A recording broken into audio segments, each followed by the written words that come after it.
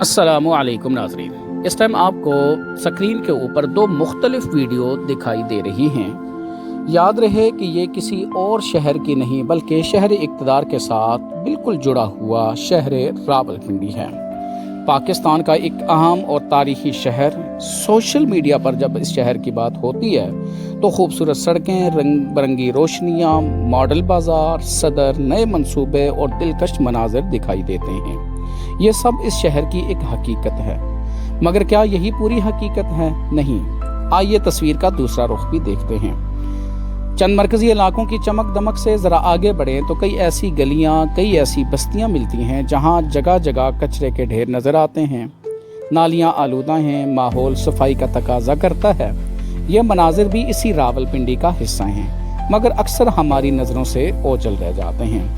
और अगर नाला लई के अतराफ आबाद कई बस्तियों की तरफ जाएं तो वहाँ ऐसे ख़ानदान भी मिलते हैं जो महदूद वसाइल के साथ ज़िंदगी गुजार रहे हैं। बहुत से लोग बुनियादी सहूलतों के लिए जदोजहद कर रहे हैं और गंदा माहौल इनकी रोज़मर्रा ज़िंदगी को मज़ीद मुश्किल बनाता है।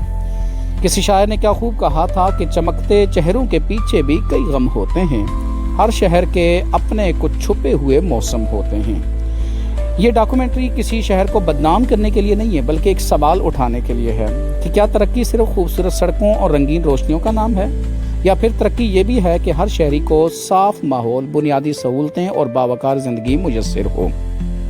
रावलपिंडी की असल खूबसूरती तब मुकम्मल होगी जब सिर्फ चंद इलाके नहीं बल्कि हर गली, हर मोहल्ला और हर बस्ती साफ और महफूज होगी।